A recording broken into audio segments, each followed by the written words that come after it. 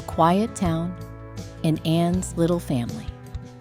Nestled in the rolling heartlands of the American Midwest is a peaceful town where life moves at a gentle, predictable pace, framed by rows of sugar maples in the distant silhouette of grain silos. The town is the kind of place where neighbors wave from front porches and everyone knows everyone else's dog's name. At the end of a tree-lined street stands a cozy, white, clapboard house with a tidy lawn and a garden thick with roses, red, pink, and yellow, blooming every spring. This is the home Anne shares with her husband, David, and their 6-year-old daughter, Lily. From the outside, their life embodies the quiet comfort many in town admire. Anne is known for her kindness, always the first to bring a casserole when someone falls ill or to offer a ride when a neighbor's car breaks down. She manages their bustling household with patience and grace, balancing her part-time work at the local library with Lily's school projects, soccer practices, and the community bake sales. David is a familiar face at the town's only bank, respected for his friendly demeanor and steadfast work ethic. On weekends, he can be seen mowing the lawn or tossing a ball with Lily in the fading afternoon sunlight. Their evenings often unfold with family dinners beneath the warm glow of the kitchen's pendant lights, laughter mixing with the soft hum of old country songs on the radio. To the community, Anne and David represent the American ideal, a loving partnership, a cherished child, a welcoming home. Friends gather on their porch for iced tea in the summer, and during the holidays, Anne's home is always aglow with festive decorations, the aroma of cinnamon rolls, and spiced cider drifting onto the street. For Anne, this quiet rhythm, a calendar filled with small-town traditions, book club meetings, and Lily's milestones, is everything she ever dreamed of. Their life, painted in gentle hues of routine and warmth, seems both unshakable and perfectly ordinary. A little family blossoming quietly in the heart of a tranquil American town. The secret behind their smiles. On the surface, Anne's life sparkled with the kind of joy people in town quietly envied. Every morning, she greeted neighbors with a warm smile while walking Lily to school. And in every family photo, Anne's arm gently encircled her husband's waist, her eyes shining with the contentment of a woman whose world seemed complete. But beneath the cheerful facade, a shadow had begun to grow, one that Anne could sense, even if she could not immediately see its source. It began innocuously. Late-night texts on David's phone, a sudden shift in his schedule, and hints of distraction over dinner. David now spent longer hours at the bank, offering vague explanations and hurried excuses. Yet Anne, trusting by nature, brushed off these signs, reminding herself that everyone faced busy seasons and that David had never given her real cause to worry. Everything changed one rainy Tuesday afternoon. Anne was folding laundry when she reached for David's phone to silence a persistent buzz. Her heart skipped as she saw Laura's name, her oldest friend, her confidant since college, appear on screen. Curiosity, mixed with unease, compelled her to glance at the messages. What she found stopped her cold. The friendly banter between David and Laura had turned unmistakably personal, laced with subtle notes of intimacy and secrets meant to be kept. Shaken, Anne scrolled through months of conversations, discovering photos sent late at night, jokes that excluded her, and confessions that made her stomach twist. Vivid memories of college road trips and shared confidences with Laura now felt tainted, overlapping painfully with these newfound betrayals. Outwardly, Anne maintained her steady composure. She smiled at the neighbors and read bedtime stories to Lily, her tone soothing Get me and outta even. here. But inside, her mind churned with disbelief and sorrow, replaying every interaction with Laura. Every late night, David claimed to be working. The betrayal cut deep, not only from her husband, but from the friend she'd trusted like a sister. You thought it was As days random. passed, It wasn't. Anne became more I vigilant, orchestrated noting every moment furtive of this, right glances down to your exchanged terrified between David expressions. and Laura at community gatherings, the careful way they avoided one another's gaze when Anne was near. The weight of their secret pressed on her with every silent dinner and every polite smile, growing heavier with each passing day. Through it all, Anne's resolve hardened. What on earth? She realized this storm, Goodness. brewing behind their Laura, what practiced, happened? public smiles, happened? was not hers to run from, but a truth she would have to face, no matter how carefully it was hidden. Silent suffering, Anne never thought herself the kind of wasn't woman my fault. who would You keep know secrets exactly who is from to her own blame here. husband, let alone bear the weight of betrayal in silence. Yet, confronted with the painful truth of David and Laura's affair, she found herself pulled into a quiet, isolating storm. The knowledge pressed on her chest like an invisible hand, making each breath a conscious effort, each smile a small performance in the ongoing play of her daily life. Days in the quiet town marched on as if nothing had changed. The world outside her windows remained the same. The mailman made his regular rounds. The local kids practiced soccer on the elementary school field, and the distant hum of a tractor on the horizon marked the passing afternoons. But for Anne, the fabric of reality had been torn. The home she once thought unassailable, a fortress of trust and shared dreams, now felt fragile, haunted by secrets whispered beneath the surface. She didn't confront David, nor did she demand an explanation from Laura. Thanks again for the help, Ken. Instead, Happy to do it, Anne moved through her routines in silence, It's so gathering good to see you, strength Anne. in the spaces between I their was hoping we words could talk about and actions. everything. Each morning, A fresh she would start. awaken before dawn, sitting at the edge of her bed with her thoughts swirling like autumn leaves in a gust of wind. She would watch the gentle rise and fall of Lily's breath, the innocence on her daughter's face serving as both a balm and a cruel reminder of everything at stake. Anne poured her energy into the small rituals that once brought her comfort.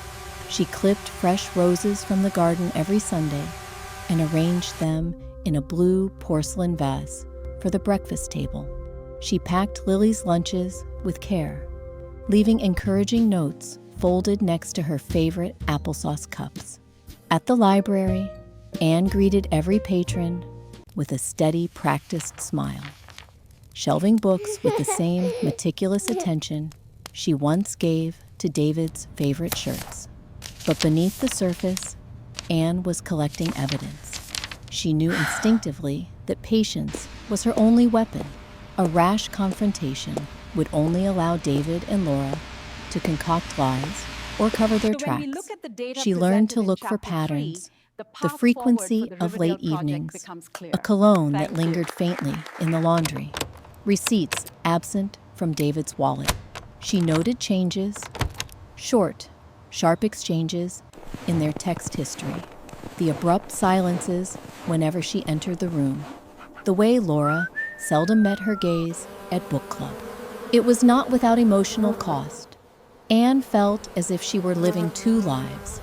In one, she was the devoted wife and mother, We're gonna bring you upholding home, the Lily. family's facade. That's a In the promise. other, she was a lonely detective, piecing together fragments of deceit. The strain began to seep into her body. Her sleep grew restless. Her hands, once steady, trembled when pouring her morning coffee. She found herself staring at the kitchen wall long after the breakfast dishes were cleared, numb and disconnected from her own home. There were nights when Anne locked herself in the bathroom, running the tap to muffle the quiet sobs she couldn't allow anyone to witness. She let her tears fall silently, gripping the cool porcelain sink and willing herself not to break. The mirror offered her little comfort, reflecting back a woman who was both familiar and utterly altered, a guarded look in her eyes that hadn't been there before, a tightness around her mouth from holding back words that begged to escape.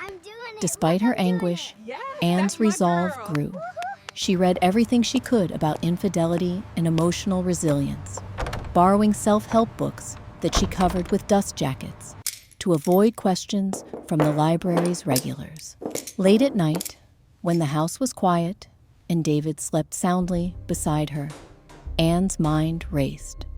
She compiled photographs of suspicious messages, saved screenshots of intimate exchanges, and recorded the details of every unexplained absence in a small, leather-bound journal she hid in the back of her closet.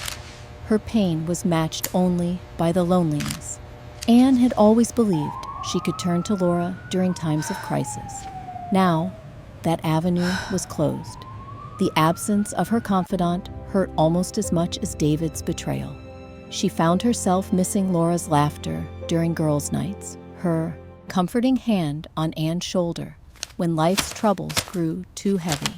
The knowledge that Laura, her sister in all but blood, was now complicit in her heartbreak cloaked Anne's memories in bitterness.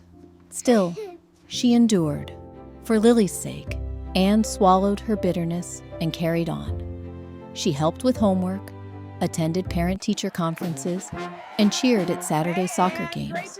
Her hugs lasted just a heartbeat longer, her reassurances more earnest as she tucked Lily into bed each night. Through it all, Anne refused to let her daughter suspect that anything was amiss. The walls of their home might be closing in, but Anne was determined to be the pillar Lily needed. Outside of family, Anne sought solace in quiet ways. She took longer walks through the neighborhood, breathing in the crisp morning air as she sorted through her tangled thoughts. She attended Sunday services at the little white church on Maple Avenue, finding comfort in old hymns and the pastor's gentle reminders that suffering was not endured alone. The embrace of her community, though they had no inkling of her internal struggle, gave her strength to keep going. As the weeks stretched into months, Anne became remarkably skilled at compartmentalizing her pain. By day, she was the ever-present mother and wife. By night, the silent watcher, cataloging the transgressions that stacked up with cruel regularity. Each piece of evidence was a blow, but also a confirmation that she was right to trust her instincts. She began to imagine the future, the moment when all the lies would come to light, when she would finally be able to breathe without the weight of doubt pressing down on her heart. But for now, she waited. Anne understood, more clearly than ever, the power of silence. It was not weakness, she realized, but a form of discipline. In her quiet suffering, Anne was gathering not just proof, but also fortitude. She would not let anger dictate her actions. She would not let grief cloud her judgment. Instead, she would bear the pain, nurture the seeds of her own strength, and prepare for the day when the truth, her truth, could finally be spoken. Through it all, Anne's love for Lily anchored her. No matter how dark her own sorrow, the innocence and trust in her daughter's eyes reminded her of the life she needed to protect. There were moments, fleeting but precious, when Anne caught glimpses of the woman she once was. She believed, perhaps for the first time, that even in the depths of betrayal, she could shape her own story. And so, in quiet kitchens and moonlit bedrooms, Anne endured. The storm within raged on, unseen by the world, but each passing day brought with it a little more resolve. Through silent suffering, she was not only piecing together a case against those who had wronged her. She was slowly, quietly, rebuilding the foundations of her own life. I'm truly Anne's honored plan. and deeply If there was grateful one for this thing Anne had recognition. learned over the years, Thank you. it was that storms could be weathered with quiet resolve, I love watching you and play. that Let's go on the sometimes swings next. the most powerful acts of courage happened in silence and shadow. Anne's pain had simmered for months, but beneath the grief, something stronger was building, a determination not to be defeated by silence or secrecy. Anne understood that confrontation, at its core, was not always about raising voices or delivering ultimatums.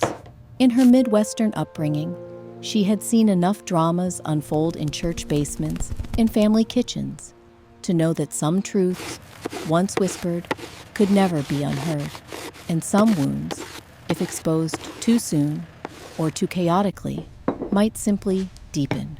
She wanted more than a private reckoning. She wanted clarity. She wanted justice. Above all, she wanted to reclaim her life and her dignity, both for herself and for her daughter. For weeks, Anne pieced together not just evidence, but a careful, calculated strategy. She chose her confidants wisely. Actually, she chose none. The secret remained hers alone. She refused to gossip or warn others. Her silence was not weakness.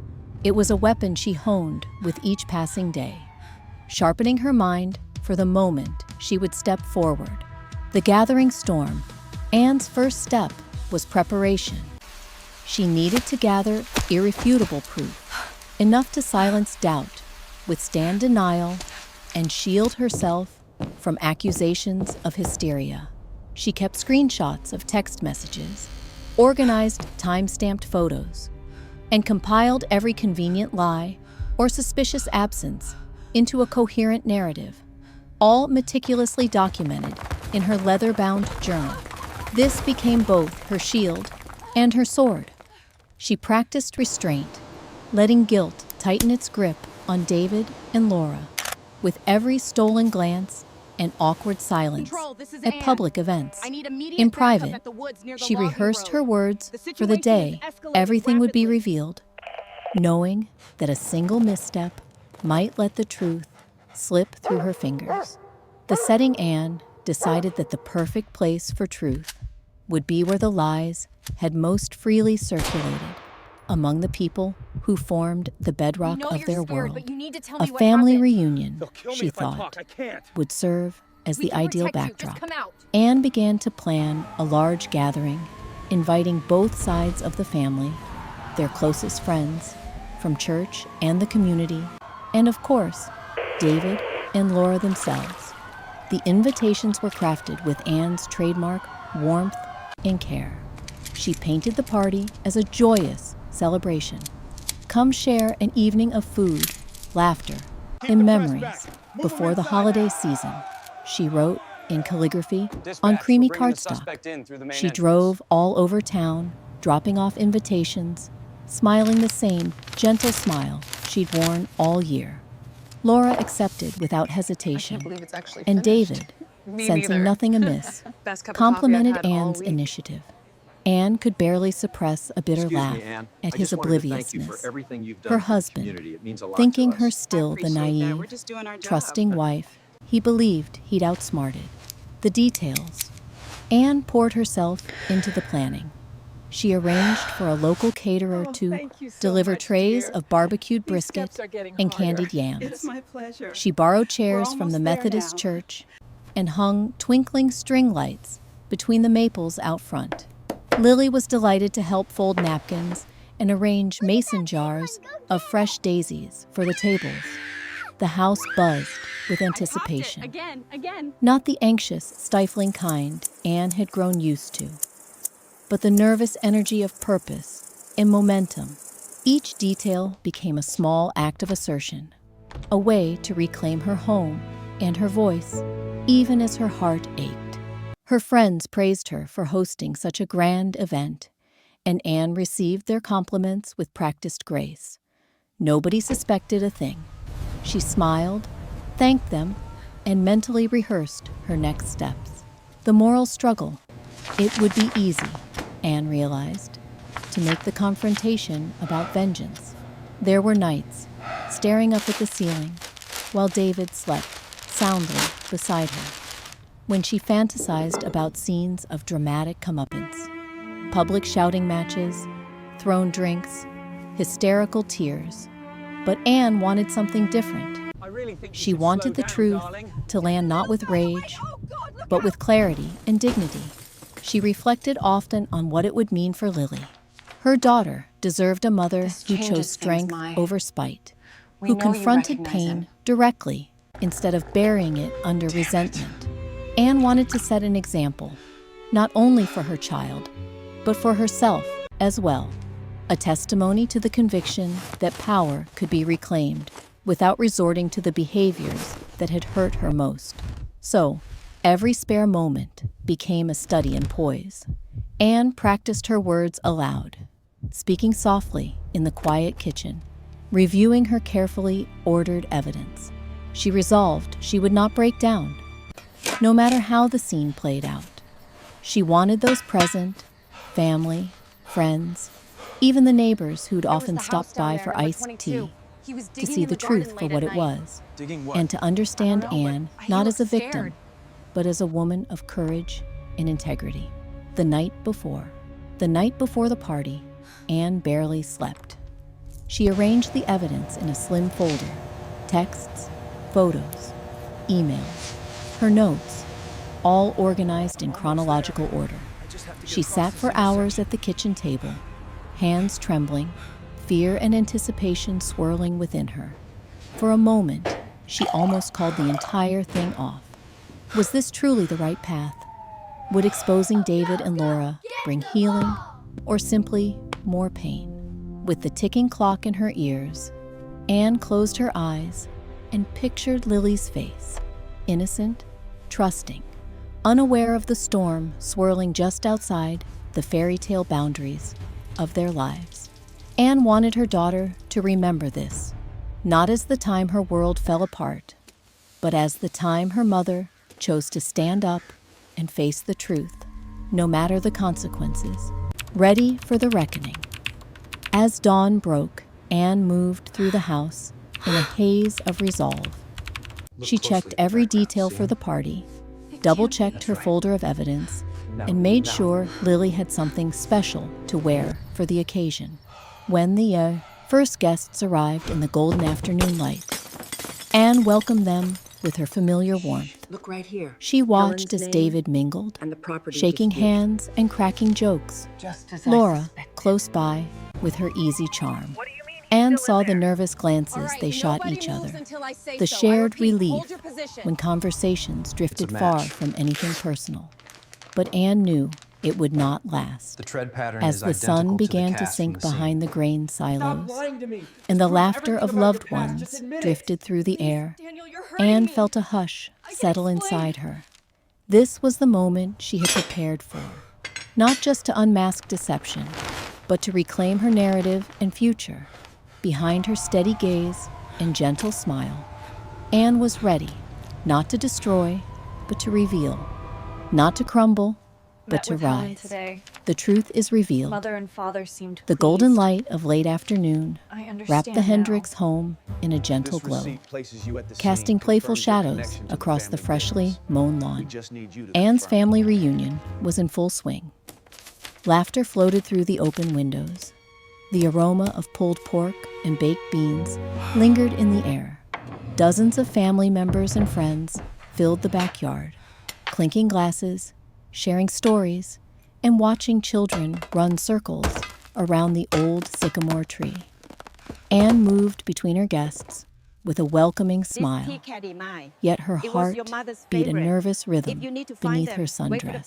The folder holding months of secrets rested on the hall table inside, seemingly burning with truth. She caught sight of David, his laughter a bit too loud, a telltale edge of anxiety sharpening his smile as Laura hovered nearby. The two of them stuck close to the edges of conversations, avoiding contact not just with Anne, but with most of the assembled group, as if unconsciously afraid that the wrong person might notice their stolen glances. Inside, Anne rehearsed everything she needed to say. She had chosen this setting with care, not to humiliate, but because truth, in her mind, belonged where trust had once flourished, alongside family, among friends who deserved to know the real story. She watched as the sunlight shifted, lengthening the shadows, and felt her resolve crystallize. As dusk began to fall, Anne gathered everyone to the patio for a toast. The voices quieted, the sounds of children's games faded, and glasses were lifted expectantly. Anne's voice was steady, even gentle, but the words she spoke would forever change the current of her family's life.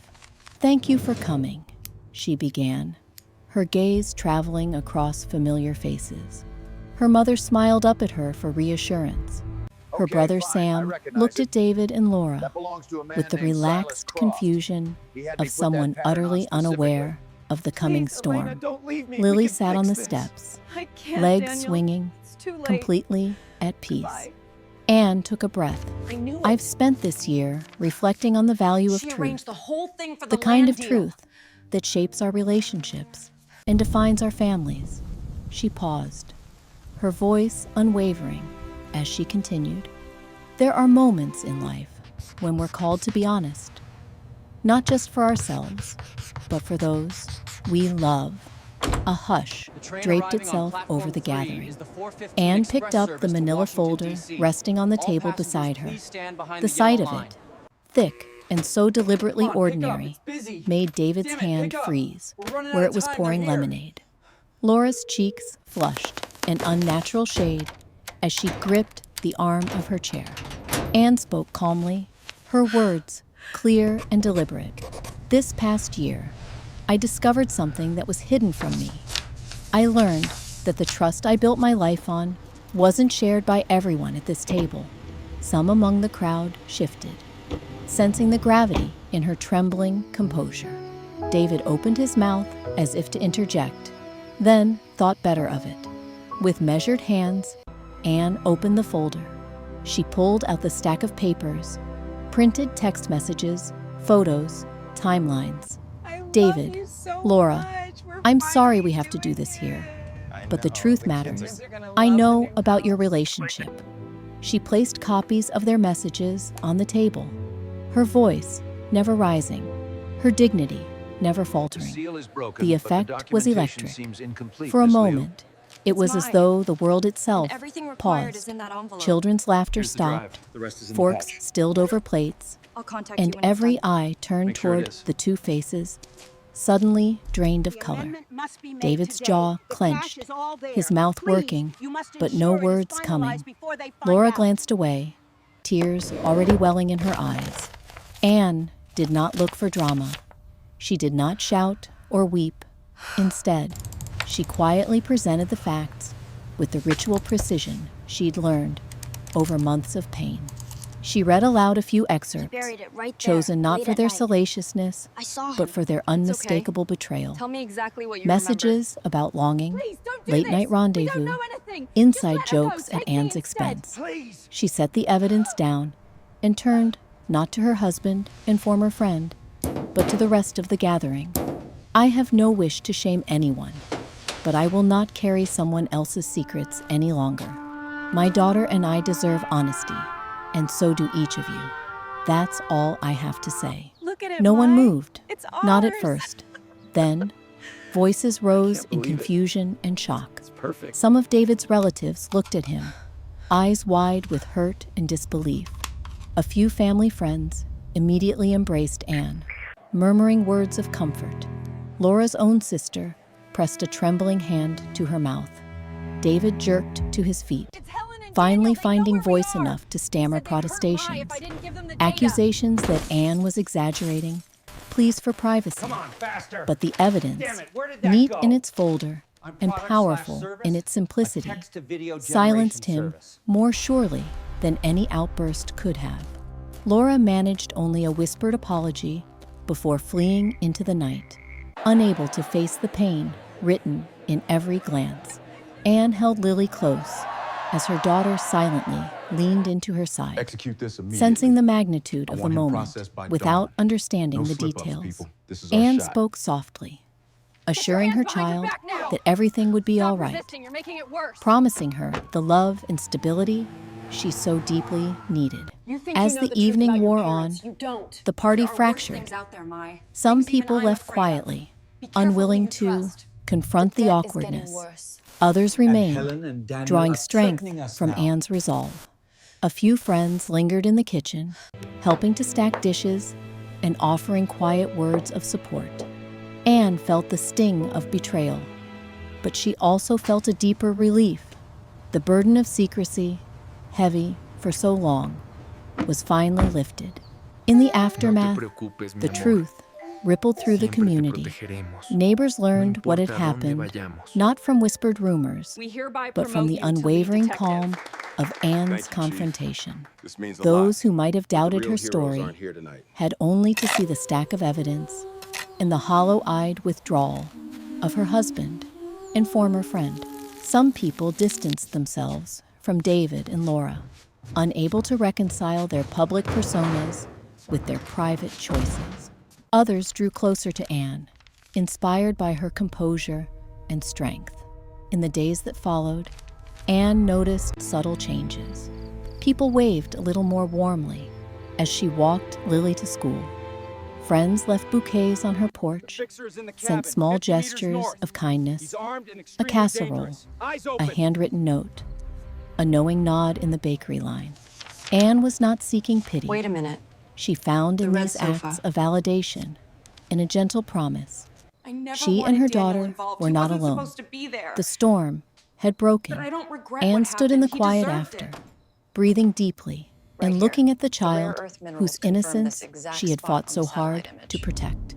For the That's the first second time in site. months, Anne slept without nightmares. Her heart lighter, her conscience clear.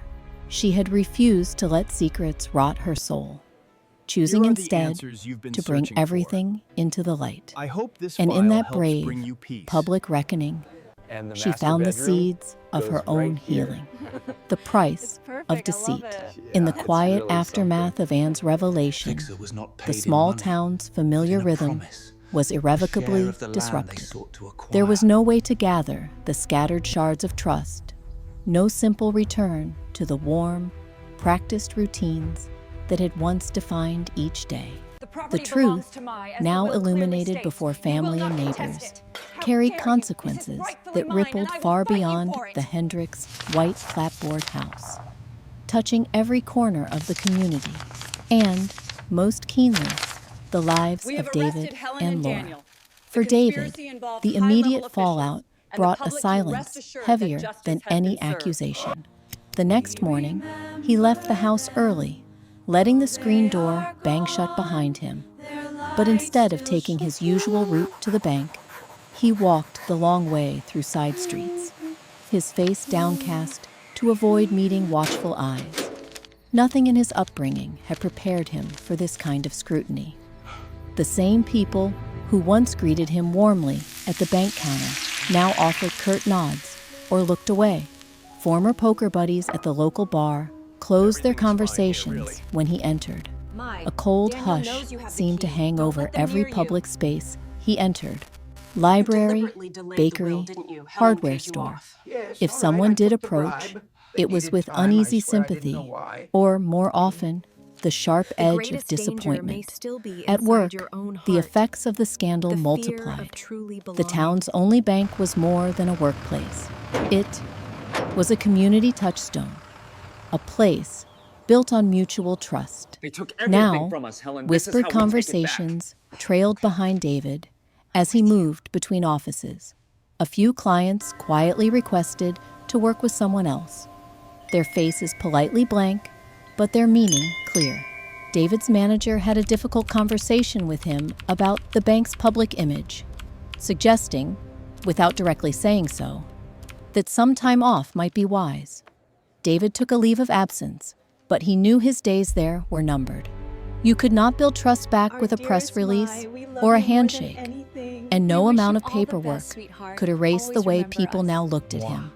But if David's public life had soured, It was nothing compared to the private toll. Inside the house he once called home, the air was stiff with awkwardness and regret. Anne, though dignified and resolute, had drawn clear boundaries. Her conversations with David became clipped, limited to matters concerning Lily, or logistical details about moving forward.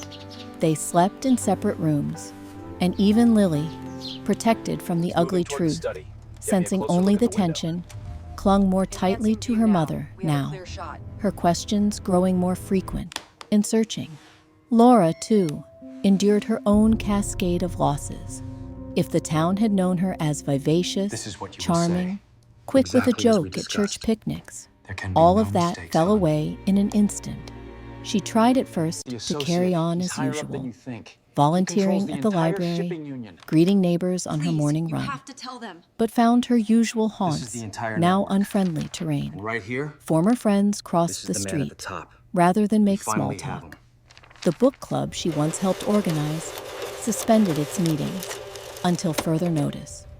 Even those who wanted to forgive her struggled to find the right words. Let's go. They're almost Laura's here. betrayal, so entangled with Anne's pain, felt like a collective disappointment.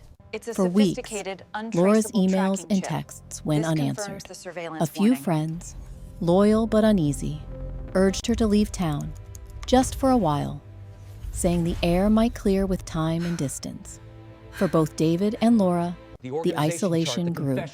Social invitations vanished, and the sharp pang of being unwelcome grew more acute with every unreturned call and every empty mailbox. What stung most was the sudden invisibility, to once feel central to the town's shared life, and now to pass ghost-like through familiar places, aware that every word and glance could be laced with judgment. But the cost of deceit was measured not only in outward rejection, but in the personal reckonings that followed. Both David and Laura struggled to rationalize their choices. In nights spent awake and alone, they replayed the months leading up to the affair, each moment that could have gone differently, every opportunity to step away before gravity pulled them past the point of no return. Neither had sought to upend so many lives. Their conversations, once filled with excitement and shared longing, were now colored by guilt and regret. If they spoke at all after the confrontation, it was in low, halting tones, never quite able to recapture what had seemed electrifying in secrecy, and now felt hollow in the open. For Anne, witnessing the price others paid offered little satisfaction. She bore no illusions. The unraveling of David's reputation and Laura's isolation could never compensate for her own pain or mend the rift within their family. What did bring Anne a small measure of peace was the solidarity she experienced in unexpected places. she knows too much. Neighbors brought over warm casseroles and potted plants, Deploy the assets. not as pity, This is no but as longer a local gestures matter. of belonging. Old friends called just to chat, easing the weight of her lonely evenings. The church sent cards signed by dozens of hands, expressing prayers and steadfast support for Anne and Lily. In the absence of gossip or blame, there emerged instead a quiet consensus. Betrayal had visited their town, and Anne would not weather this storm alone. Lily, too, paid her own price as the dust settled. Though shielded from the bluntest truths, she could not miss the transformation in her home, the way her parents moved in and out of rooms without speaking, the sudden absence of her godmother Laura from birthday parties and school events. Lily's drawings, once lively with smiling faces, grew quieter, her questions more persistent. Anne answered as best she could, always emphasizing love and stability. She reassured Lily that families could change and survive, that pain could lead to growth. The two of them found new rituals, after-school ice cream dates, long walks beneath the changing leaves, whispered prayers before bed. The complications rippled outward in countless ways. I didn't do anything, The town, I swear. centering itself around Just Anne keep walking, sir. with an instinctive protectiveness, began to re-examine its own stories. People remembered times they had been hurt or had hurt others, and a few apologies even crossed fences and backyards. The ordeal became not just a cautionary tale, but a catalyst for collective honesty. Some marriages deepened as spouses, provoked by Anne's courage, opened up about their own buried wounds. We can do this the easy way, Others or we stumbled, can do this the hard forced way. to confront It's your pains choice. long ignored. Even for Anne, the We're missing price something did not critical come here. free of The bitterness. timeline doesn't add up. There were What days about the car when the parked down loneliness street? pressed It wasn't in, there earlier. when she missed the illusion of safety her marriage had once offered. Standing in the kitchen at night, she sometimes let the anger surface, a howl muffled by the whirring fridge and the hush of the sleeping house. Yet, she would not trade her new clarity for her former ignorance. The cost of deceit, while steep, had bought her truth, and in that hard-won truth, Anne found the seeds of freedom and the possibility of healing. For David and Laura, the price of their choices became woven into daily life, forever visible, even after the gossip died down. They could not reclaim their former places in the community, nor erase the loneliness brought by their own hands. Every new introduction would be shadowed by the possibility that someone already knew the story, that trust gone sour could not be sweetened by time alone. The price of deceit in that small town proved far greater than a lost job or a fated friendship. It marked a turning point for everyone involved, forcing reckonings, ending illusions, and setting the terms for whatever new beginnings might eventually emerge from the wreckage. A new beginning for Anne and her daughter. After months suspended in uncertainty, the air in Anne's world grew lighter. The sharp ache of betrayal dulled to a distant throb, replaced by something quietly unfamiliar, hope. While the scars of the past lingered, Anne sensed that she and Lily stood at the edge of new ground, not untouched, but stronger for what they had both survived. Anne's journey toward this fresh start began not with grand gestures, but with simple, deliberate choices. The legal process of divorce was swift and resolute, buoyed by the compelling evidence Anne had presented and the support from her family, friends, and even the broader community. She secured primary custody of Lily, and with it, the opportunity to craft a new rhythm for their lives, one defined by honesty and mutual respect. The white clapboard house, once a stage for secrecy, became a sanctuary for healing. Anne redecorated, not to erase the past, but to mark this new phase. She painted the kitchen a cheerful shade of yellow and filled the rooms with the scent of fresh linens and garden roses. Pictures of just Anne and Lily, laughing and sun-soaked, took their place on the mantel, replacing somber family portraits. It was a house in transition, yes, but also a home where new memories slowly took root. The first weeks alone were a delicate balance of mourning and rebuilding. At times, Anne felt loneliness press in, especially during the hours once crowded with David's routines. The absence was palpable. Some mornings, she would catch herself reaching for 2 coffee cups instead of 1, or pausing, expecting his footsteps in the hall. But these moments gradually lost their sting, replaced by the gentle comfort of uninterrupted mornings with Lily. Warm pancakes stacked high and nowhere to rush. For Lily, the adjustment came in small, sometimes invisible steps. She missed her old life with the innocent certainty of a child, occasionally tiptoeing around topics that felt tender. Anne watched her closely, ready to catch every silent question. Why wasn't Daddy here for breakfast? He had a limp. Where had and he Miss was Laura carrying a red gone? duffel bag. Anne met each query with honesty, shaped by love, explaining that sometimes grown-ups make mistakes, but those mistakes never changed how much she and David both adored their daughter. Bit by bit, Lily's resilience shone through. Her laugh slowly lost its hesitant edge. Her hugs grew bold again, and her spirit settled like sunlight after a storm. Mother and daughter began to find joy in new routines. They explored favorite places with fresh eyes. The library, where Anne took pride in her work, became a place for Saturday adventures, reading stories together under the soft lamplight. They discovered a little bakery downtown where each Friday became scone day, the owner learning their regular order by heart. After school, they would sometimes stretch out on a picnic blanket in the backyard, making up stories about clouds, both learning to savor the unhurried sweetness of these chapters together. As time passed, Anne found herself opening more fully to the world. The kindness of neighbors, once a lifeline during the worst nights, blossomed into deep friendships. Porch visits over iced tea became regular gatherings where laughter flowed freely, untethered now by worry or the need to pretend. Anne's circle widened, too. Other single parents reached out, drawn by her quiet strength.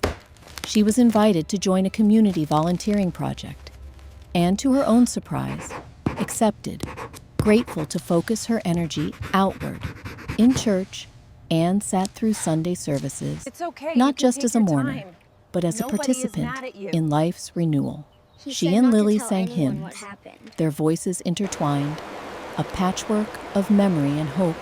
Sometimes, Anne caught her daughter's eye during the prayers, and they shared a secret smile, a silent contract that together they could withstand anything. Financially, Anne learned to navigate challenges with new confidence. While the bank account felt lean at times, she budgeted carefully and taught Lily the value of each dollar, turning saving into a sort of game. Simple pleasures, homemade pizza night, library book marathons, hand-drawn greeting cards for relatives, became the treasures of their life. Anne took on extra hours at the library, managing to keep their little world steady while retaining time for Lily. In the space created by loss, Anne discovered new things about herself. She relished the unexpected freedom, choosing movie nights without debate, rearranging furniture on a whim, deciding how each holiday would be celebrated. She rediscovered old passions. Gardening bloomed into a love for botanical illustration, and she began to fill sketchbooks with delicate renderings of her roses Can't seem to and shake the peonies. images from the crime By scene. It's fall, affecting everything. she was asked to display some artwork at Take a your local time. coffee shop, her first public claim on happiness in years. Lily also grew in confidence. Freed from the confusing undercurrent of adult secrets, she threw herself into school, making friends and excelling at art, a talent Anne eagerly encouraged. When her birthday rolled around, mother and daughter hosted a small party together. No elaborate You said you've pretenses, seen everything just in this park. cupcakes, What happened by the laughter, pavilion last and Tuesday? close I didn't friends, want to get involved, filling the but it house with wasn't the a sweet, delivery truck I echoing saw. sound Don't you of dare lie to ordinary me. joy. I want the truth, Anne knew, and I of want course, it now. that some pain could never fully disappear. There were awkward encounters around town, moments when gossip lingered or questions arose in careful tones. Sometimes she would see David across the street or at a school event, his presence a reminder of what was lost. On those days, she let herself grieve, but always came back to what she and Lily had built, something honest, if imperfect. What Anne cherished most was the deep, abiding trust between herself and her daughter. Each night before bed, they shared a ritual, 3 things they were grateful for, spoken aloud, no matter how small. Some evenings, Lily would name Mom's hugs or reading together. Other times, Anne would find herself thankful for late summer thunderstorms, for forgiveness, for the certainty that life can be rebuilt even from brokenness. As the first anniversary of the reveal approached, Anne reflected on the journey behind her. She was not the same woman who once mistook stability for happiness. Now, she stood solid in her choices. She had learned to trust her judgment, to forgive herself for the blind spots of love, and to believe that her heart was still capable of joy. Looking forward, Anne allowed herself to dream again. Maybe one day, she'd pursue further education or travel with Lily to the places they'd only read about in books. Perhaps, in time, new love would blossom. But there was no This hurry. medallion right here. Life felt wide open, Does it and look she was familiar in to no you? rush to Yes, close Nita. any I doors. remember this one The clearly. community continued to The support evidence Anne says and Lily, otherwise, Mr. Johnson. less from Your pity story just than doesn't from hold up. admiration. Their resilience was a quiet inspiration, a gentle reminder that, even in the wake of betrayal, something beautiful could take root. Anne's We can now story, confirm that the no evidence longer recovered confined last by night is secrecy directly linked or to the shame, ongoing investigation. offered hope to We will others. not be taking She further told it questions at this frankly time. but gently when asked, Positive. not dwelling in bitterness, but narrating survival, left the house. forgiveness, and the extraordinary strength of starting over. And so, in a sunlit home, surrounded by the soft clutter of ordinary days, Anne and Lily pressed forward. Their laughter, mingling through the open windows, was not the laughter of denial nor bravado. It was the simple, steadfast music of a new beginning, a mother and daughter stepping together, unburdened, into whatever their future would hold.